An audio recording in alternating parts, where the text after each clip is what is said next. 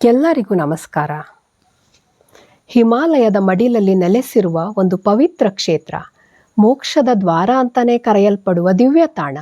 ಪಾಂಡವರು ತಮ್ಮ ಅಂತಿಮ ಹಿಮಾಲಯ ಯಾತ್ರೆಯಲ್ಲಿ ಭೇಟಿ ನೀಡಿದ ಪುಣ್ಯ ಸ್ಥಳ ಯಾವುದು ಗೊತ್ತಾ? ನೇಪಾಳದಲ್ಲಿರುವ ಮುಕ್ತಿನಾಥ ಕ್ಷೇತ್ರ. ಈ ಕ್ಷೇತ್ರ ಈಗ ನಮ್ಮೆಲ್ಲರ ಗಮನವನ್ನು ಯಾಕೆ ಸೆಳೀತಾ ಇದೆ ಅಂದರೆ, ಶೃಂಗೇರಿಯ ಜಗದ್ಗುರುಗಳು ನೇಪಾಳದಲ್ಲಿ ಕೈಗೊಂಡಿರುವ ಧರ್ಮ ವಿಜಯ ಯಾತ್ರೆಯ ಕಾರಣಕ್ಕೆ. ಸಾವಿರಾರು ಭಕ್ತರ ಆಶಯಕ್ಕೆ ಬೆಳಕಾಗಿ ಸನಾತನ ಧರ್ಮದ ಸಂದೇಶವನ್ನು ಹೊತ್ತು ಹಿಮಾಲಯದ ನೆಲದಲ್ಲಿ ಸಂಚಾರ ಮಾಡಿ ಜಗದ್ಗುರುಗಳು ನೇಪಾಳದಲ್ಲಿ ಧರ್ಮ ವಿಜಯ ಯಾತ್ರೆಯನ್ನು ಕೈಗೊಂಡರು. ಈ ಯಾತ್ರೆಯ ವಿಶೇಷತೆ ಏನು, ಮುಕ್ತಿನಾಥ ಧಾಮದ ಮಹತ್ವ ಏನು, ಈ ಎಲ್ಲ ವಿಚಾರಗಳನ್ನು ನಾವಿವತ್ತು ತಿಳ್ಕೊಳ್ಳೋಣ. ಸಂಪೂರ್ಣವಾಗಿ ತಿಳ್ಕೋಬೇಕು ಅಂದರೆ ವಿಡಿಯೋನ ಕೊನೆವರೆಗೂ ನೋಡಿ. ಹಾಗೆಯೇ ನೀವಿನ್ನು ಚಾನೆಲನ್ನು ಸಬ್ಸ್ಕ್ರೈಬ್ ಮಾಡಿಲ್ಲ ಅಂದರೆ ಚಾನೆಲನ್ನು ಸಬ್ಸ್ಕ್ರೈಬ್ ಮಾಡಿ. ಶೃಂಗೇರಿಯ ಜಗದ್ಗುರುಗಳು ಕೇವಲ ಒಂದು ಮಠದ ಗುರುಗಳಲ್ಲ, ಅವರು ಆದಿಶಂಕರಾಚಾರ್ಯರ ಪರಂಪರೆಯನ್ನು ಮುಂದುವರಿಸಿಕೊಂಡು ಹೋಗ್ತಾ ಇರುವ ಧರ್ಮಗುರುಗಳು.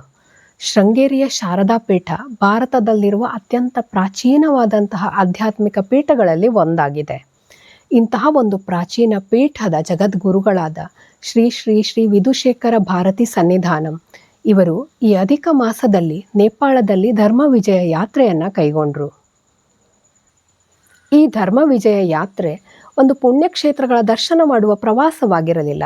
ಸನಾತನ ಧರ್ಮದ ಜಾಗೃತಿಯನ್ನು, ಸಂಸ್ಕೃತಿಯ ಅರಿವನ್ನು ಹೊತ್ತು ಸಾಗಿದ ಒಂದು ಪವಿತ್ರ ಪ್ರಯಾಣವಾಗಿತ್ತು.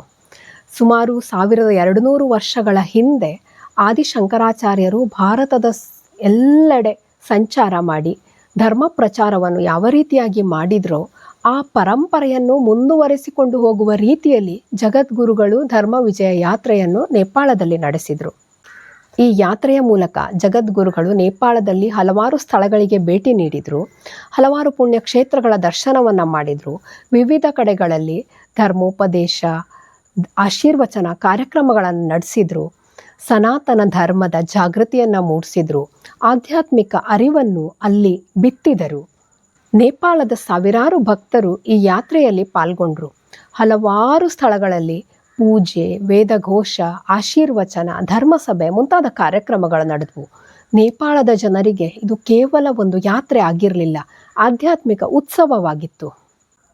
ತಮ್ಮ ಈ ಯಾತ್ರೆಯ ಸಂದರ್ಭದಲ್ಲಿ ಜಗದ್ಗುರುಗಳು ಮುಕ್ತಿನಾಥ ಕ್ಷೇತ್ರಕ್ಕೂ ಸಹ ಭೇಟಿ ನೀಡಿದರು.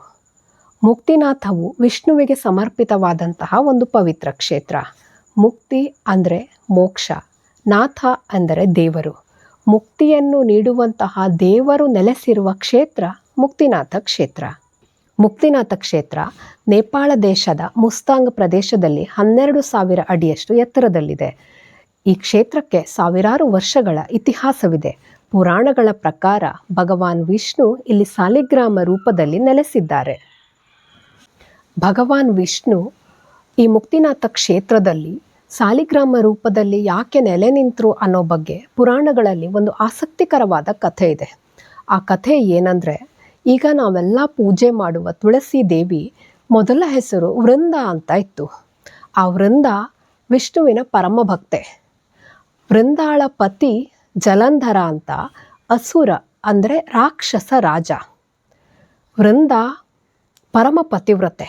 ಅವಳ ಪತಿವ್ರತಾ ಧರ್ಮ ಹಾಗೂ ವಿಷ್ಣುವಿನ ಭಕ್ತಿಯಿಂದಾಗಿ ಆ ಅಸುರ ರಾಜ ಜಲಂಧರನ ಮೇಲೆ ಒಂದು ದೈವಿ ರಕ್ಷಣೆ ಇರುತ್ತೆ.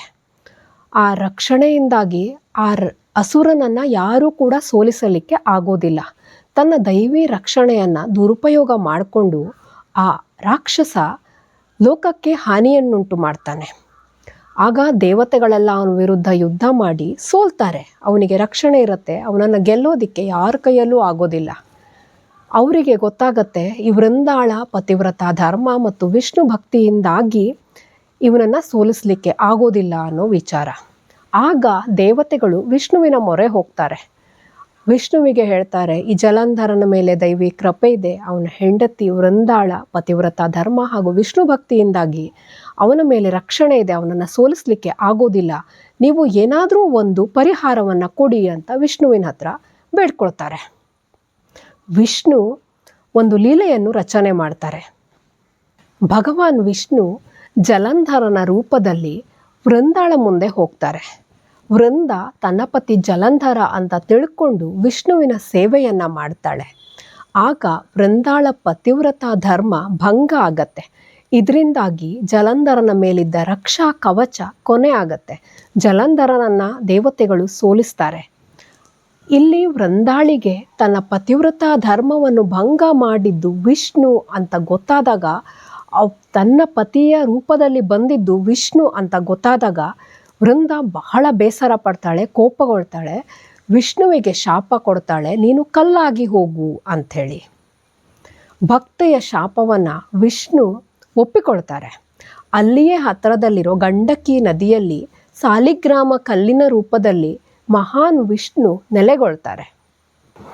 ವೃಂದ ತನ್ನ ಜೀವನವನ್ನು ಅಂತ್ಯಗೊಳಿಸ್ತಾಳೆ. ಅವಳ ಪತಿವ್ರತ ಧರ್ಮ ಹಾಗೂ ವಿಷ್ಣು ಭಕ್ತಿಗೆ ಮೆಚ್ಚಿ ಮಹಾನ್ ವಿಷ್ಣು ಅವಳಿಗೆ ಒಂದು ವರವನ್ನು ಕೊಡ್ತಾರೆ. ವರ ಏನಂದರೆ, ನೀನು ತುಳಸಿಯಾಗಿ ಅಮರಳಾಗಿರು, ಪ್ರತಿ ಮನೆಗಳಲ್ಲಿ ಯುಗ ಯುಗಾಂತರಗಳವರೆಗೆ ನನ್ನ ಭಕ್ತೆಯಾಗಿ ನಿನ್ನನ್ನು ಪೂಜಿಸಲಿ. ಹಾಗೆಯೇ ನನ್ನ ಪೂಜೆಗೆ ತುಳಸಿ ದಳದ ಅರ್ಚನೆ ಅತ್ಯಂತ ಶ್ರೇಷ್ಠ. ಯುಗ ಯುಗಾಂತರಗಳವರೆಗೆ ತುಳಸಿ ದಳದ ಅರ್ಚನೆ ಇಲ್ಲದೆ ನನ್ನ ಪೂಜೆ ಅಪೂರ್ಣ. ನನ್ನ ಭಕ್ತೆಯಾಗಿ ನೀನು ಅಮರಳಾಗಿರ್ತೀಯ, ನಾನು ನಿನ್ನ ಸೇವೆಯಲ್ಲಿಯೇ ಸಂತುಷ್ಟನಾಗ್ತೇನೆ ಅಂಥೇಳಿ ಅವಳಿಗೆ ವರವನ್ನು ಕೊಡ್ತಾನೆ. ಈ ರೀತಿಯಾಗಿ ವಿಷ್ಣು ಮುಕ್ತಿನಾಥದಲ್ಲಿ ಸಾಲಿಗ್ರಾಮ ರೂಪದಲ್ಲಿ ಶಾಶ್ವತವಾಗಿ ನೆಲೆ ನಿಲ್ತಾರೆ. ಹಾಗೂ ತುಳಸಿ ವಿಷ್ಣುವಿನ ಪರಮ ಭಕ್ತೆಯಾಗಿ ಮನೆಗಳಲ್ಲಿ ಅಮರಳಾಗ್ತಾಳೆ. ಎಲ್ಲ ದೇವತೆಗಳು ಸಾಲಿಗ್ರಾಮ ರೂಪದಲ್ಲಿರುವ ಮಹಾವಿಷ್ಣುವಿಗೆ ಬಂದು ನಮಸ್ಕರಿಸಿ ಅವರ ಆರಾಧನೆಯನ್ನು ಮಾಡಿ ಆಶೀರ್ವಾದ ಪಡ್ಕೊಳ್ತಾರೆ. ಹಾಗಾಗಿ ಈ ಕ್ಷೇತ್ರ ಮುಕ್ತಿದ್ವಾರ ಅಂಥೇಳಿ ಕರೀತಾರೆ ಮತ್ತು ಅತ್ಯಂತ ಪವಿತ್ರವಾದ ಕ್ಷೇತ್ರವಾಗಿದೆ. ಪಾಂಡವರು ಮಹಾಭಾರತದ ಯುದ್ಧ ಎಲ್ಲ ಮುಗಿದ ನಂತರ ಅವರ ಅಂತಿಮ ಹಿಮಾಲಯ ಯಾತ್ರೆಯಲ್ಲಿ ಈ ಕ್ಷೇತ್ರಕ್ಕೆ ಭೇಟಿ ನೀಡಿ ಮಹಾನ್ ವಿಷ್ಣುವಿನ ಅನುಗ್ರಹವನ್ನು ಪಡ್ಕೊಳ್ತಾರೆ. ಅಂದಿನಿಂದ ಇಂದಿನವರೆಗೂ ಕೂಡ ಭಗವಾನ್ ವಿಷ್ಣು ಗಂಡಕಿ ನದಿಯಲ್ಲಿ ಮುಕ್ತಿನಾಥ ಕ್ಷೇತ್ರದಲ್ಲಿ ಸಾಲಿಗ್ರಾಮ ರೂಪದಲ್ಲಿ ನೆಲೆಸಿದ್ದಾರೆ ಅಂತ ನಂಬಿಕೆ ಇದೆ. ಇಲ್ಲಿಗೆ ಆಗಮಿಸಿದ ಭಕ್ತರು ಗಂಡಕಿ ನದಿಯಲ್ಲಿ ಸಿಗುವ ಸಾಲಿಗ್ರಾಮವನ್ನು ಮನೆಗೆ ತಂದು ಆರಾಧನೆ ಮಾಡ್ತಾರೆ. ಗಂಡಕಿ ನದಿಯ ಸಾಲಿಗ್ರಾಮವು ಸಾಕ್ಷಾತ್ ವಿಷ್ಣುವಿನ ಸ್ವರೂಪ ಅಂತ ನಂಬ್ತಾರೆ. ಭೂಮಿಯ ಮೇಲಿರುವ 108 ವಿಷ್ಣುವಿನ ಅತ್ಯಂತ ಪವಿತ್ರ ಕ್ಷೇತ್ರಗಳಲ್ಲಿ ಮುಕ್ತಿನಾಥವು ಕೂಡ ಒಂದಾಗಿದೆ. ಮುಕ್ತಿನಾಥದ ಮತ್ತೊಂದು ಜಗತ್ಪ್ರಸಿದ್ಧ ವಿಶೇಷತೆ ಏನಂದರೆ 108 ಗೋಮುಖಗಳು ಮತ್ತು ಜಲಧಾರೆಗಳು. ಹಿಮಾಲಯದ ತಣ್ಣನೆಯ ನೀರು 108 ಗೋವಿನ ಮುಖಗಳ ಮೂಲಕ ಧಾರೆಯಾಗಿ ಇಲ್ಲಿ ಸುರಿಯುತ್ತೆ. ಈ ಜಲಧಾರೆಗಳನ್ನು ಮುಕ್ತಿಧಾರ ಅಂತ ಕರೀತಾರೆ. ಈ ಮುಕ್ತಿಧಾರೆ 108 ಧಾರೆಗಳ ಕೆಳಗೆ ಸ್ನಾನ ಮಾಡಿದರೆ ಜನ್ಮ ಜನ್ಮಾಂತರದ ಪಾಪಗಳು ಕಳೆದು ಮೋಕ್ಷ ಸಿಗತ್ತೆ ಅಂತ ನಂಬಿಕೆ ಇದೆ. ಮುಕ್ತಿನಾಥ ಕೇವಲ ಹಿಂದೂಗಳಿಗೆ ಮಾತ್ರವಲ್ಲದೆ ಬೌದ್ಧ ಧರ್ಮದವರಿಗೂ ಕೂಡ ಪವಿತ್ರ ಸ್ಥಳವಾಗಿದೆ. ಬೌದ್ಧ ಧರ್ಮೀಯರು ಇದನ್ನು ಚುಮಿಗ್ ಗ್ಯಾಟ್ಸಾ ಅಂತ ಕರೀತಾರೆ. ಚುಮಿಗ್ ಗ್ಯಾಟ್ಸಾ ಅಂದರೆ 100 ಜಲಧಾರೆಗಳ ಪವಿತ್ರ ಸ್ಥಳ ಅಂತ ಅರ್ಥ. ಅವರಿಗೂ ಕೂಡ ಈ ಮುಕ್ತಿಧಾರ ಜಲಧಾರೆಗಳು ಅತ್ಯಂತ ಪವಿತ್ರವಾದ ಜಲಧಾರೆಗಳಾಗಿವೆ. ಹಾಗಾಗಿ ಹಿಂದೂಗಳು ಹಾಗೂ ಬೌದ್ಧ ಧರ್ಮದವರು ಎರಡೂ ಧರ್ಮದವರು ಕೂಡ ಈ ಪವಿತ್ರ ಕ್ಷೇತ್ರಕ್ಕೆ ಅಪಾರ ಸಂಖ್ಯೆಯಲ್ಲಿ ಆಗಮಿಸ್ತಾರೆ.